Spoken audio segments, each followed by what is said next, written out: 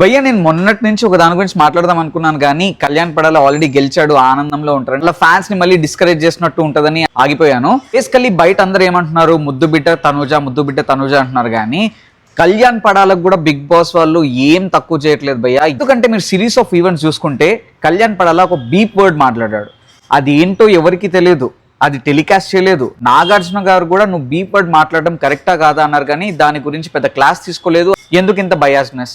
Second thing వచ్చి మొన్న బర్నీ గారు సుమన్ శెట్టితో మాట్లాడుతున్నప్పుడు సుమన్ ఒకటి గమనించావా, ఈ సీజన్ లో అన్ని కెప్టెన్స్ లో కల్లా ఎక్కువ తిట్టింది కళ్యాణ్ పడాలని, ఆయన్ని చాలాసేపు తిట్టారు, అంతలా ఈ సీజన్ లో ఏ కెప్టెన్ ని తిట్టలేదు అన్నాడు. అది అసలు మనకు టెలికాస్టే చేయలేదు, ఎక్కడ చూపిలేదు, అసలు ఏం తిట్టాడో ఎందుకు తిట్టాడో కూడా మనకు క్లారిటీ లేదు. ఎందుకు ఇంత పార్షియాలిటీ, ఎందుకు ఇంత బయాస్నెస్ టువర్డ్స్ కళ్యాణ్ పడాల నాకైతే అర్థం కావట్లేదు.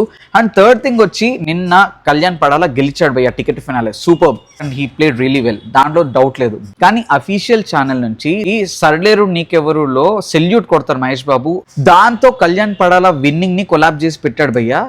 ఆడియన్స్ లో ఆయన సోల్జర్ అన్నట్టు ఇంజెక్ట్ చేస్తున్నారా లేక నాకైతే అర్థం కావట్లేదు.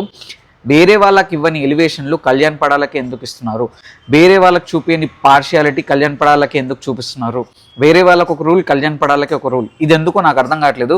ఇంతకీ బిగ్ బాస్ వాళ్ళు కళ్యాణ్ పడాలకి మీకు బిగ్ బాస్ వాళ్ళు కళ్యాణ్ పడాలకి ఫేవరబుల్ గా ఉన్నట్టు అనిపిస్తే కామెంట్ సెక్షన్ లో మెన్షన్ చేయండి. అండ్ ఇలాంటి హానెస్ట్ జెన్యూన్ రివ్యూస్ కోసం don't forget to like, share and subscribe. Life ఏ జిందగీ.